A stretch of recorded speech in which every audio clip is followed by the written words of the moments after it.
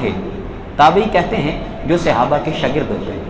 ایک تابعی تھے، وہ اللہ تعالیٰ کی عبادت کیا کرتے تھے، بڑا غور سے سنیے گا، وہ اللہ تعالیٰ کی عبادت کیا کرتے تھے اور ساتھ میں بکریاں چرایا کرتے تھے۔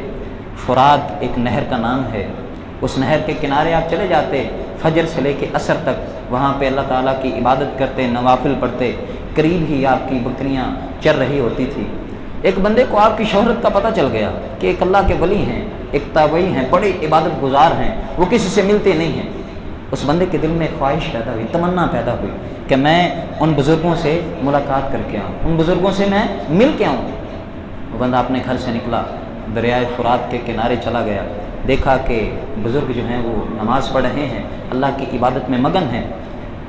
وہ بزرگ نوافل مکمل کرتے ہیں، وہ سامنے جا کے بیٹھ جاتا ہے۔ بزرگ کہتے ہیں تم یہاں کیسے آئے ہو، کیوں آئے ہو؟ وہ کہتا ہے حضور آپ سے ملاقات کرنے کے لیے آیا ہوں، تھوڑا سا وقت مجھے عنایت فرما دیں۔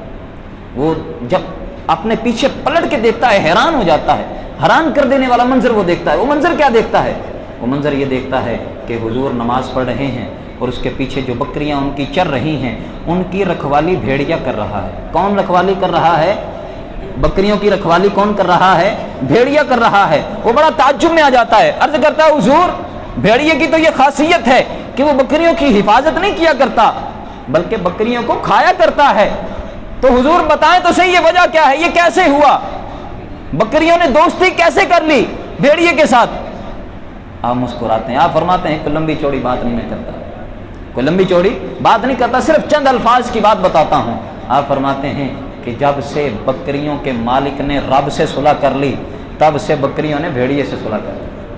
آپ فرماتے ہیں کہ جب سے بکریوں کے مالک نے رب سے صلح کر لی ہے تب سے بھیڑیے نے بکریوں سے صلح کر لی ہے۔ میں آ کے رب کی عبادت کرتا رہتا ہوں، بھیڑیا بکریاں چرا دیا کرتا ہے، میرا کام بھی ہو جاتا ہے، رب کی عبادت بھی ہو جاتی ہے۔ اور پھر عجیب کر دینے والا منظر اس بندے کے ذہن میں آتا ہے کہ اب میں بزرگوں کے پاس آیا ہوں تو میری مہمان نوازی بھی کریں گے۔ وہ بندہ کہتا ہے میرے ذہن میں ابھی یہ بات چل رہی تھی، آپ جہاں پر بیٹھے تھے آپ نے پتھر کے قریب، پتھر کے نیچے ایک لکڑی کا پیالہ کیا، تھوڑی دیر گزری وہ پیالہ دودھ سے بھر گیا۔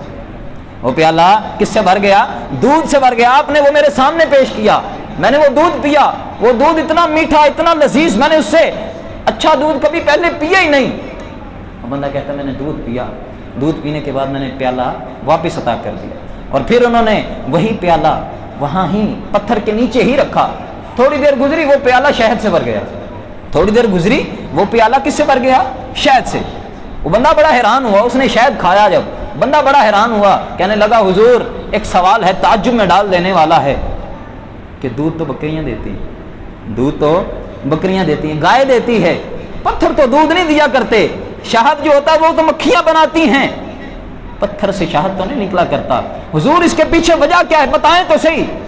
بزرگ پھر مسکراتے ہیں، آپ فرماتے ہیں کیا تو نے قرآن نہیں پڑھا؟ قرآن میں اللہ تعالیٰ ارشاد فرماتا ہے وَإِذِ اسْتَسْقَىٰ مُوسَىٰ لِقَوْمِهِ فَقُلْ اضْرِب بِّعَصَاكَ الْحَجْرَ۔ اس کا ترجمہ اگر آپ پڑھیں تو اس کا ترجمہ یہ بنتا ہے کہ جب حضرت موسیٰ علیہ السلام کی نافرمان قوم نے حضرت موسیٰ علیہ السلام سے پانی مانگا تو حضرت موسیٰ علیہ السلام نے اپنے عصائے مبارک کو پتھر کے اوپر مارا، 12 چشمے جاری ہو گئے۔ وہ بابا جی کہتے ہیں کہ حضرت موسیٰ علیہ السلام کی نافرمان قوم پانی مانگے، آپ اس کے پتھر کے اوپر اپنے عصے کو ماریں، 12 چشمے جاری ہو جائے، وہ نافرمان قوم۔ اور یہاں پر اگر محمد عربی کے غلام جو ہیں کہ پتھر سے دودھ نکالنا چاہیں تو نہیں نکل سکتا، وہاں پر پتھر کے اوپر عصا مارنے سے 12 چشمے نکل سکتے ہیں، 12 بستیوں کی طرف وہ چشمے پھر جاتے ہیں۔